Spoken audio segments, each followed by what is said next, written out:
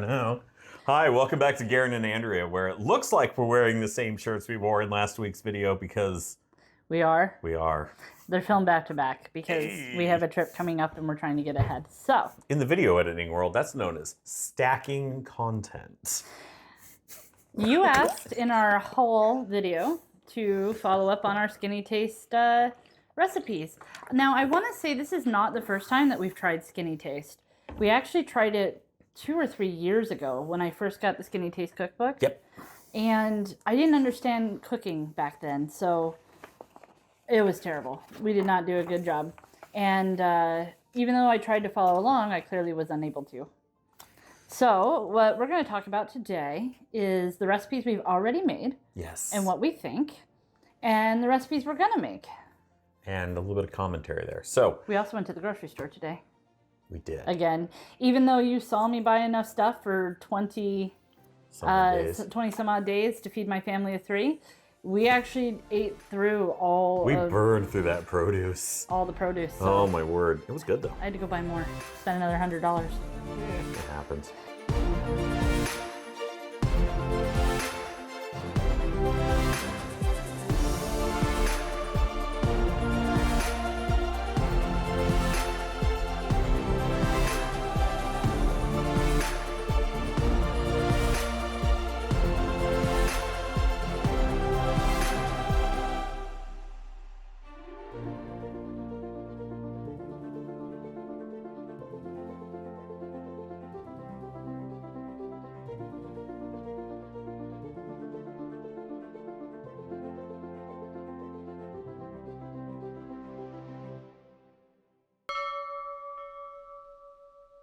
So, last week we've made, well, it was labeled as gochujang salmon. We made it with a risotto. Yeah, Parmesan risotto.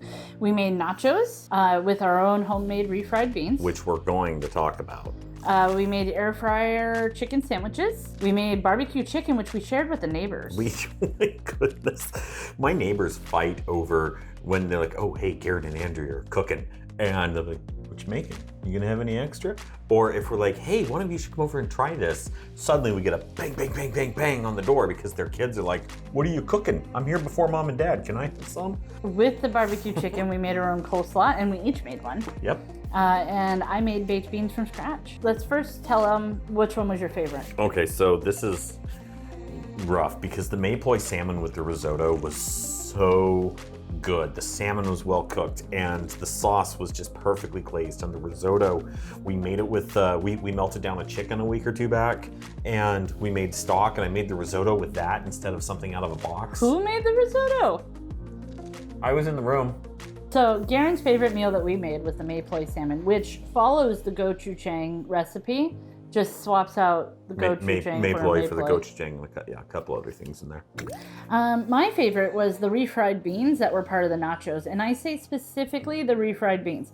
Now, I make pretty good nachos when I'm allowed to make queso. Yeah. We did not make queso this time, so I very much could have just eaten it with beans and cheese and chips. We should have just bean dip for dinner. So, I don't know if you've ever made your own refried beans, but not out of a can is amazing.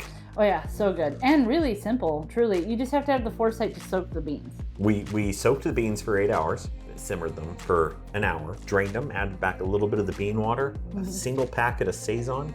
It's right here, Saison. This is what it looks like.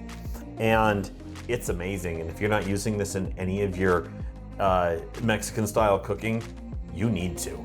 And so a packet of that, and that was it. It was Saison, water, and beans. I like the beans. In fact, I'm going to make it again. I think I'm going to make a 7-layer dip instead of nachos, which is similar to nachos, but I don't need the beef or turkey. I don't need the extra calories or protein. The beans are enough. So the beans were really, really good. Moving on from there, though, we also made air fryer chicken sandwiches, which were decent. I feel like the seasoning mix was off on those. Like the consistency was good. Oh, the chicken itself was awesome. We made the barbecue chicken. Yep. Which I followed her glaze exactly. Yep, which was a little barbecue sauce, a little bit of mustard, and some water. I'd never thought to do that. I had neither. And it turned out just fine. And the chicken was not like coated. It wasn't sticky. It wasn't sickeningly sweet. Right. It was just right. That seasoning was spot on. It was good. And then I made crab salads. Traditional crab salad, which is just imitation crab meat, some mayonnaise, some lemon juice, a little bit of salt, pepper. I put garlic powder, onion powder, carrots, all sorts of stuff. and celery salt in mine. And the spicy crab version, which is similar but has sriracha. I use cucumber. I still put carrots in there. It's the inside. It's the sushi roll without the rice and the seaweed. Which is great. Oh, and then I topped it with the furikake. Yep. All right. So what we got on the menu this week? Well, actually, real quick. So thus far, because we've done this for a week, and to the point that we even had to go back and get additional ingredients. Skinny taste, thumbs up, thumbs down. Oh yeah, it's good. I enjoyed. I would make every single one of those recipes again, although I would probably modify the air fryer chicken for the seasoning. Yeah, probably. We did that with pickle juice, buttermilk, and it was good. It was good. Okay, we got a number of recipes coming up. Right. So tomorrow's dinner is supposed to be the pot roast. We're making our own pot roast. There's nothing special to do to that, but we are making a side dish to go with it: scalloped potato gratin from Skinny Taste. So we're gonna try that. Scalloped potatoes. I'm looking forward to that. I forgot to buy bread. Bread makes you fat. No, why would I get fat? Bread makes you fat. Bread makes you fat? No, for the fettuccine alfredo. Oh yeah. So we're gonna make a fettuccine alfredo with chicken and broccoli. Mm-hmm. And this Skinny one. Taste version. Yep. And our fettuccine, we're actually gonna do homemade pasta. We're gonna make whole wheat Fettuccine. which we've never done before. Well, we've made other pastas, but if you haven't made your own pasta, seriously, it's easy and it's delicious. So, Gotta go get some bread though. Gotta have that oil cheese. so you need some crusty bread that's not focaccia. Yes. That's a callback. Anyway, so fettuccine alfredo's coming up. Her recipe for slow cooker Italian beef is not very different from the one I learned from my mother. And so we have friends and family, and hell, even some that watch this, that they've seen the Italian beef that we make, and which, by the way, it's a party pleaser. Yeah, it's same thing straight out of the book. So it's beef and Italian dressing seasoning and pepperoncinis and a slow cooker and like 24 hours, and it's awesome. I do feel awesome making all this stuff whole. Like, it makes me feel like I'm being healthy, even though maybe it's not different. So funny thing on that note is we've started making things whole. We've done less eating out. We are And- not doing Whole30, Oh. just to be clear. But our skin is clearer. I feel less bloated It is amazing what happens when you're eating fewer preservatives. and less salt. Now, mind you, I love salt and I love Taco Bell and I love preservatives. Right, but we're controlling the salt. We didn't eliminate salt. Oh, I We know. just reduced it. Oh, absolutely. So that actually leads me into the next meal that we're talking about. It's a chicken and broccoli noodle casserole. Now, this is important because chicken broccoli noodle casserole, in my mind, is a direct sibling to tuna noodle casserole. In fact, when I originally made the meal plan, it was chicken or tuna noodle casserole. But I don't eat tuna noodle casserole because I'm sorry, I've never had it.